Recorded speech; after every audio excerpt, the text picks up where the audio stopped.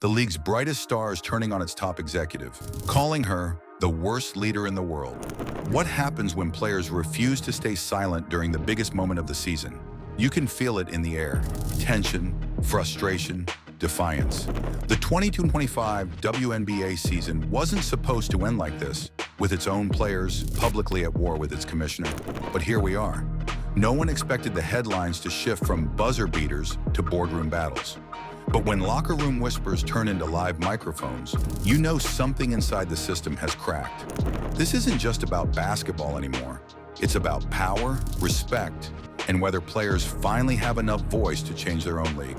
It all began with Napheesa Collier's exit interview. She didn't mince words. She called out the worst leadership in the world. That phrase hit like a bombshell. Suddenly, the quiet murmurs in locker rooms became headlines. The league's leadership, its direction, its values, everything was under scrutiny. Collier didn't stop there. She urged attention to player safety, officiating failures, the sense that leadership just wasn't listening. These weren't isolated gripes. These were deep wounds finally getting exposed in public. Fans didn't stay silent either. Social media erupted overnight. Hashtags, interviews, even former legends weighing in. Many said Collier only said what others were too afraid to. The debate quickly split the community. Was she brave for speaking out, or was the timing during the finals too explosive for the league's image? And the ripple effect was immediate. Sophie Cunningham echoed Collier's sentiment. They're failing us as a league and as players. She always makes it about her. When players across teams begin repeating the same grievances, it's no longer just one person venting, it's becoming a movement. Then came Caitlin Clark, the voice many had expected to stay within safe bounds. But she too used her exit interview to send a warning shot. We're at the most important moment in the league's history. Leadership and players must step up.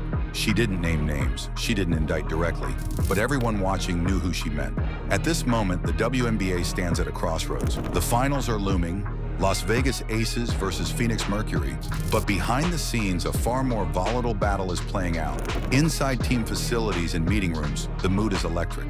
Players felt for years that their concerns about injuries, uneven officiating, and scheduling pressures were met with polite acknowledgement and no action.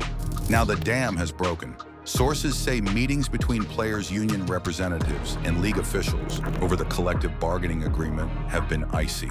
The CBA expires at month's end, and there's little trust left. Players believe a work stoppage is not rhetorical.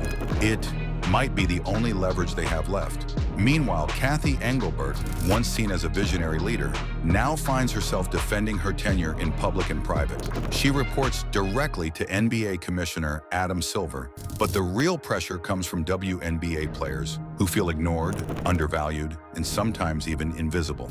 League insiders say Engelbert has attempted conciliatory moves, private listening tours, town halls, and promises of reform. But multiple voices say those gestures feel performative. Too little, too late. Behind the scenes, some insiders whisper that Engelbert underestimated how unified the players really were. What looked like scattered frustration has turned into a coordinated message, one that could rewrite the CBA entirely. It's no longer a question of if change will come, but who will control how it happens. Quick question, do you think the players are right to call out leadership like this, or is it all going too far? Comment down now and subscribe, because what happens next could change the league forever. This is where the narrative intensifies. Napheesa Collier's words weren't isolated. They echoed what many players already felt, but hadn't dared say so loudly. Her strength came from being bold, and others rallied. Take Sophie Cunningham. She didn't just provide backup, she magnified the message. Her critique went deeper. Leadership, not just policies, is the problem. And when multiple players coalesce around that message, the league's posture begins to tremble. Erica Ayala, respected analyst, frames it perfectly. This controversy is both a distraction and a necessary reckoning. The league's glitz and stars are enthralling, but if the foundation cracks, everything could collapse. And it's not lost on fans or media. Headlines now ask, is Cathy Engelbert's era nearing its end? The optics are brutal. The finals, intended to be the league's showcase, now risk being overshadowed by a leadership crisis. Let's address the elephant in the room. Could Engelbert be removed? Yes. The WNBA Board of Governors and the NBA have to decide whether she still has the authority to lead. With growing calls for accountability, a change at the top is no longer a fringe possibility. It's one of the leading scenarios being discussed behind closed doors. On the other hand, if Engelbert manages to mend relations, broker a serious reform package, and show tangible progress, she might survive. But the window is narrow. The finals and the CBA deadline intensify the pressure. Goodwill will be measured not in promises, but in actions, fast. Still, if she fails, if negotiations collapse, if players go dark, the fallout would be seismic. The 2025 season could be remembered not for its champions, but for its collapse. What's clear is this: the players are no longer fragmented. They're speaking with one voice. If one player goes public, another follows. If one demands change, others publicly nod along. The solidarity is undeniable, and that unity gives them power. Consider this: the CBA discussions have been going poorly for months. The league and the union have traded proposals, but the trust gap has widened.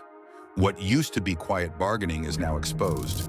What used to be whispers are now headlines.